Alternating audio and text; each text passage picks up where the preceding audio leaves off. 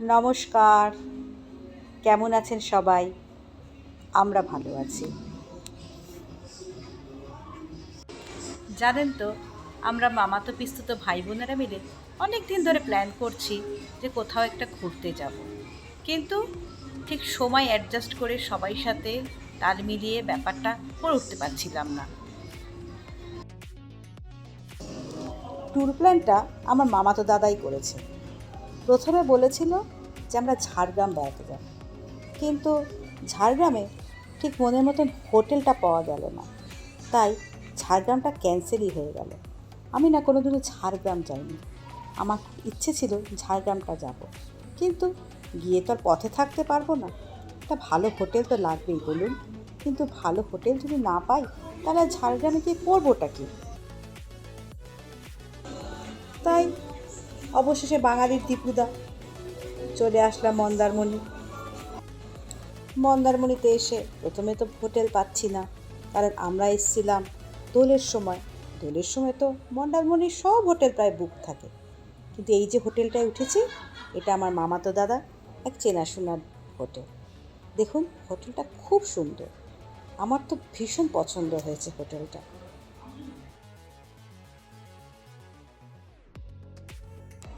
হোটেলের নাম Partha king beach resort.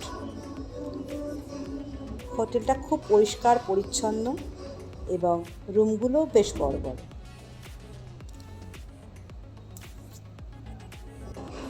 মন্দারমণির হোটেলগুলোর একটা বিশেষত্ব আছে, এদের না সারা বছর ফিক্স রেট থাকে না।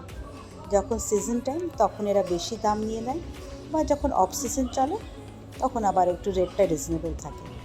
তা আমরা যে রুমগুলোয় ছিলাম সেগুলোর ভাড়া নিয়েছিল 4,050 টাকা প্লাস জিএসটি। আমরা যে হোটেলটা ছিলাম একদম বিচের ধারে, একদিকে রাস্তা, উল্টো দিকে সমুদ্রের বিচ। এদের পার্সোনাল বিচ আছে, তাই নির্দ্বিধায় আপনি যে কোনো সময় বিচে নামতে পারবেন। বিচের ধারে বেশ কয়েকটা কটেজও আছে।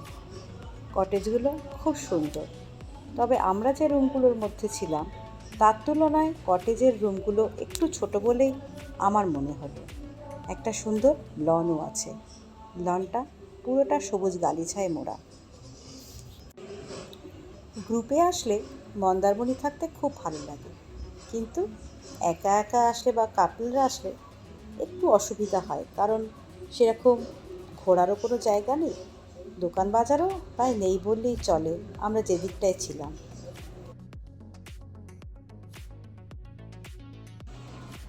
আমার ভিডিওটা আপনাদের যদি দেখতে ভালো লাগে তাহলে প্লিজ একটু সাবস্ক্রাইব করে দেবেন, তাহলে আমার নতুন ভিডিও বানাতে একটু উৎসাহ বাড়বে।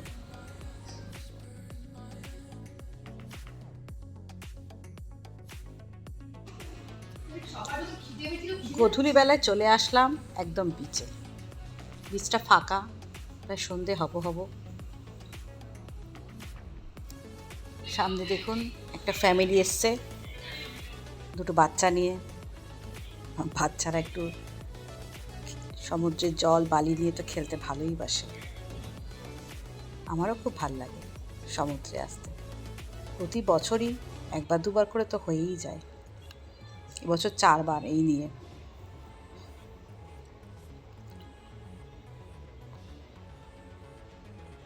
ওই যে বাচ্চারা খেলছে, যে জল চলে এসছে একদম আমার পায়ের কাছে। এটা ভাটার সময়, আজকে জোয়ারের টাইম রাত্রি 10টায়, তার হয়তো 2 ঘন্টা আগে হয়তো জল বাড়তে শুরু করবে।